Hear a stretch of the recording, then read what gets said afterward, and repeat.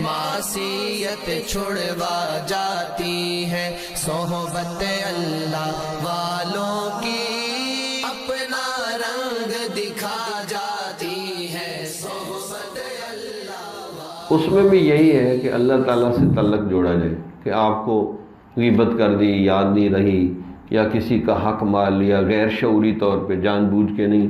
اگر جان بوجھ کے کیا ہے پھر تو آپ کو اس کا حق واپس کرنا چاہیے، لیکن غیر شعوری طور پہ کوئی ایسی ہو گئی کمی کوتاہی تو آپ اللہ سے محبت کریں، اللہ کے ساتھ رونا دھونا کریں تو اللہ تعالیٰ معاف کروا دیں گے۔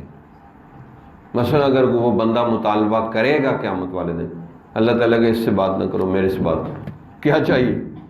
میرے اس بندے کو کچھ نہ کہو، آپ بات کرو، کیا چاہیے آپ؟ بس وہ کہے گا مجھے بخش دیں یا یہ میرا کام کر دیں، تو اللہ کر دے گا، اس کو چھوڑ دے گا۔ کیونکہ بہت سے ایسے بھی اولیاء اللہ گزرے ہیں کہ ان سے تھوڑی سی کمی کوتاہی ہو گئی زندگی میں تو وہ پھر اللہ اپنے خاص بندوں کا خاص خیال رکھے گا، لیکن جان بوجھ کے نہیں کرنا۔ غیر شعوری طور پہ غلطی سے جیسے ہو جاتا ہے کوئی، اس کا طریقہ ایک یہ بھی ہوتا ہے کہ جس کا میں نے حق مارا ہے اس کی طرف سے صدقہ و خیرات کر دیں، اس کی نیت سے، تو اس کو خوشی ہوگی قیامت والے دن، یار یہ مفت کی نیکیاں میرے کھاتے میں آ رہی، تو اس کی نیت کر کے صدقہ خیرات کر دیں، صحیح ہے، انشاءاللہ کمپنسیٹ ہو جائے گا اس کو، اللہ کر دیں گے مہربانی۔ اللہ بہت کریم ہے، بس تعلقات آپ کے اللہ سے درست ہونے چاہیے۔ جب تعلقات کسی سے درست ہو جائے نا تو وہ چھوٹی موٹی چیزیں بس ختم ہو جاتی ہیں، کوئی مسئلہ نہیں۔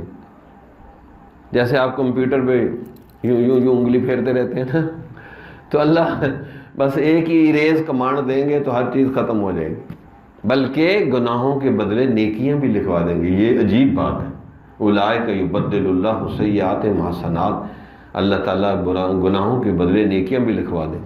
وما ذلک علی اللہ بعزیز، اللہ کے لیے کہ یہ کام کوئی مشکل نہیں ہے، لیکن اللہ سے دوستی محبت پکی ہو۔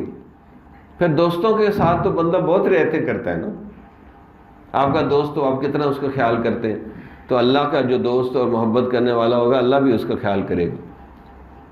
جمال الوجود بذكر الإله وتصفو الحياة